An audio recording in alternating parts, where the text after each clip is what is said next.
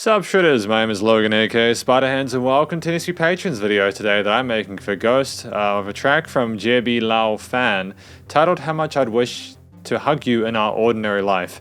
And if we switch over to here, we've had a few long titles this week with some of these tracks, in and out of these SP Patreon videos. I'm looking forward to listening through this track. It's got quite a lot of attention, almost 10 million plays. We're going to listen through it from start till finish, and we're going to hear what we think as part of Ghost's custom monthly music review for the Patreon stuff. Yeah, let's go. Let's do this. Okay, it's kind of pretty, that countryish kind of vibe with these steels. Why is there filtering on it though? Oh, cool, we're fine now. Apparently YouTube just likes to stutter a little bit. Oh, I get it. So they dulled the guitars a little bit with the EQ so that the vocals will stand out more.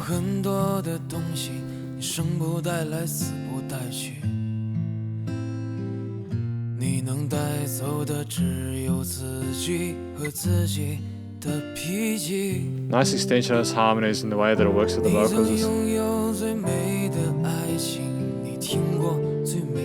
The panning on the right though.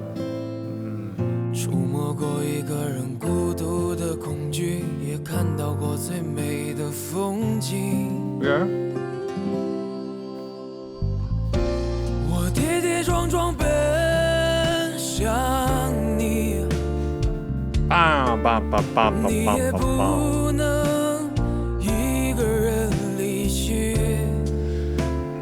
The drums are nice and tight. They're very subtle in comparison to other parts of the mix. It's an interesting job they're doing at panning the different elements, but I'm not necessarily upset or unhappy about it. I can see what they were going for, right?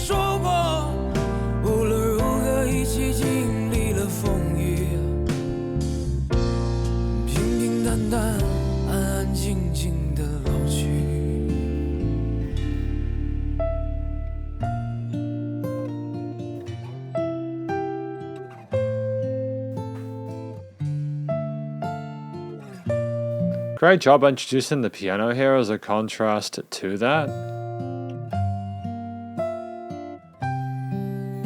Oh, and the bell tree coming there, a nice little additional bit of colour there. And the whistles. We just have whistles now. Apparently that's something we're doing with our lives. I'm not upset about it. I mean, it's a nice alternate texture to what we have with the lead voice.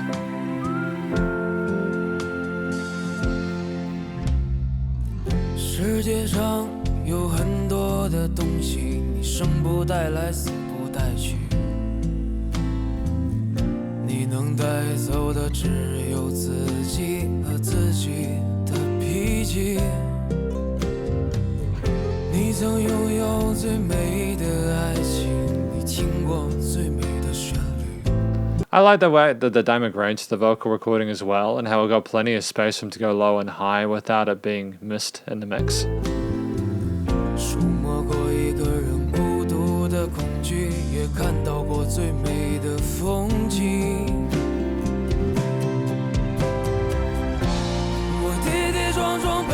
Oh, a little bit of vocal fry there. Okay, my dude, bring it. Come on, let's go. More of that, please.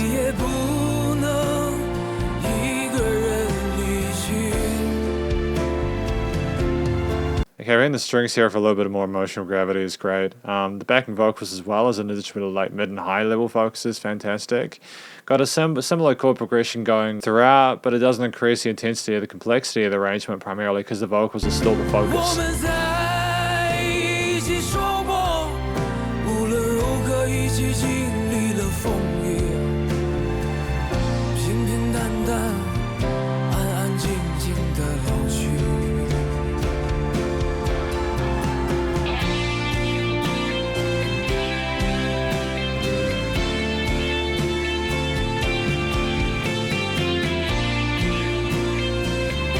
Is that a real guitar? Is that a real guitar?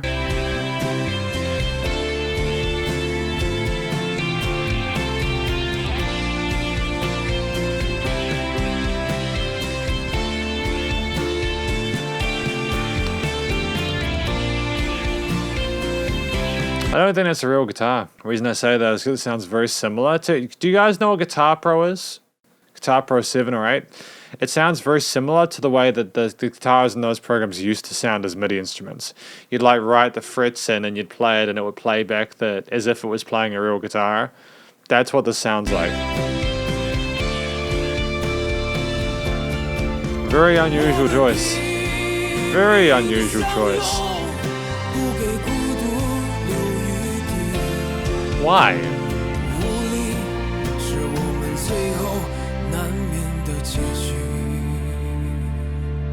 Why?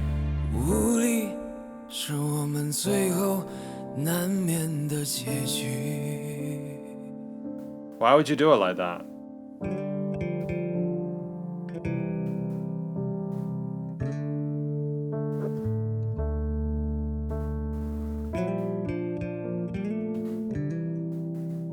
Why do you have such a lovely bass tone, but then like I cannot fathom why they would have had a guitar tone like that in this track.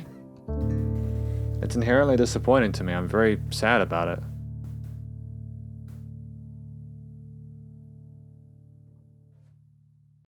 I mean, like, that's the track. What was this called? Excuse me, I'm not upset or anything. I'm just disappointed. This was How Much I Wish to Hug You in Our Ordinary Life by Ge Bi Lao Fan. So we got some lyrics here, kindly provided by Ghost. How much I'd wish to hug you in our ordinary life. I like the fact that we're sort of like accepting that our only real control is who we are and what we do. You know, the only thing you can take is yourself and your personality. You felt a person's fear of loneliness and seen the most beautiful scenery. I like the fact that we're treating experiences as being the epitome of the human condition, because it actually honestly is, you know. You can have all this stuff, but you're not feeling or doing stuff with it. It's kind of redundant, arguably. Helpless, that's our last and inescapable end. So I assume that this track is potentially... Hang on a minute. Hang on a minute. Because this is effectively the conclusion of my review of this track by Ge Bi Lao Fan. I think that the song is about a person who understands the conditions and limitations of their humanity, their experience of being alive, understands that, you know, you've only got yourself and who you are, and that's it. And we're all helpless in the end, but at the same time we get to have all these wonderful experiences, and we try to run towards something greater and work together for something better, and maybe we are able to achieve that, but we do finish alone. And I think that's a really intense and uncomfortable thing for a lot of people to come to terms to, is that we are mortal. We don't have infinite possibilities. We have a set time on this earth that we can expand or, you know, deduct from with the decisions we make in regards to our physical, mental health, etc. Decisions we make around loved ones and everyone else. Or just even being in the wrong or right place at the wrong or right time, right? Things can change. Luck is a part of it. And I think that this is a really mature thing for this musician to talk about. I appreciate the fact that we're placing focus on it. I understand why people appreciate it. His voice is stunning. I liked his clean stuff. I liked when there was vocal fry involved that got a bit rougher. I think that had been in the second half of the track, the extra intensity alongside with the various sort of strings and other parts that came in. Was a great choice there. He managed to match them and harmonize them really well. And his choice to be a solo vocalist throughout, in the sense that like he was the solo main voice, didn't try to harmonize with himself necessarily, is important, because what it says is that he is by himself. And if he had kind of made two of him and put it in the mix, it might have just sort of taken away from how that would have made sense with the song, where he's talking about being alone and being helpless. So it was a smart move. The vocals, the style, you know, he had all the right notes and he had great vocal technique, comfortable within his range, but the lyrics matched the story, like what he was doing with his vocals. The structure of the track with its sort of, there were several different chord progressions, but not a lot of different ones. It wasn't like we're going through a progressive metal track or something like that with lots of different riffs. We had interesting chord progressions that kind of allowed us for a more ballad context here. You know, it's a very fashionable ballad, like a somewhat conservative one. We even had the guitar solo, which we'll get into in a moment. But ultimately, we had chord progressions that made sense. The focal point of the entire arrangement was basically him as a singer. And when there was another lead voice, like the piano came in or something like that, they got a little bit of time to shine.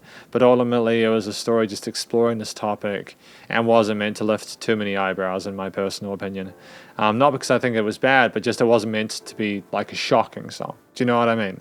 Or maybe it was if you haven't thought that much about it. You know, I have, so it's not as shocking to me, but it's entirely subjective, and that is the beauty of music. You know, the composition, the arrangement, and all that kind of stuff. We have a musician here who is thoroughly comfortable with slapping instruments into their strengths and making them work. It should have been an actual electric guitar. It should not have been whatever the hell that was. I'm sorry. The voicing of it was great. The notes it chose were fantastic, but it almost seems lazy for them to have decided to have a guitar tone like that for that solo section. I'm not being an elitist. I don't expect like a big shred solo. I don't expect it to be thoroughly authentic to the vibe, and I don't even mind if it's like an actual guitar that's just got a weird tone.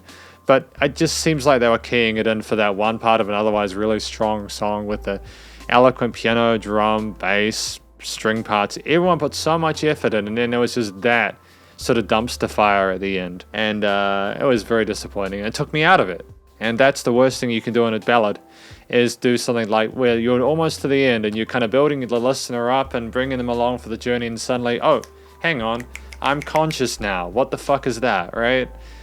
Excuse the language. I'm just kind of pissed off about it. It's such a great song otherwise. I just think that was a really weird production decision. The recording, mixing, and mastering, speaking of which, of this track was stunning. It's thoroughly commercial release, which again is why I'm frustrated about the thing I just talked about. It's such a shame when there's one little component that's overlooked. Maybe there was a reason why it was that kind of guitar. Maybe he was thinking about someone that was with him when he was making stuff on that program or something. I don't know. But either way, man, it was just, you know, it was just what it was. You know, we had a musician here who understood the complexities of vocal sort of harmonies and melodies. You know, he knew how to structure a song and tell a story and such. And the EQing, the limiting compression, the stereo panning effects chains, the gluing of the elements mixing, the actual original recording, the actual vocals itself was so crisp. And it's in a sense that I appreciate the way that we produce those guitars at the start, where I was like, why do the guitars sound dull? Again, to make the vocals stand out. But I just don't see why you can't have the rest of it be at the same level. You know, I just cannot see that. I'm upset about that, because it was otherwise a really strong track. But then what do I know? This track has gotten 10 million plays. You know, like, it's a major label record. It's a major label record, but like, effectively, it sounds like that. It's up to par, you know? Effectively, that is my review of this track by Ge Bi Lao Fan, titled How Much I'd Wish to Hug You in Our Ordinary Life. Hopefully you enjoyed it. If you did, please do go show Ge Bi Lao Fan some love via his various social medias and his YouTube page, and stay cool and stay safe. Please remember to support your local musicians and artists at this point in time, as they need the help more than ever with all the crazy stuff going on in the world, and I will catch you in the next review. Spiderhands Out.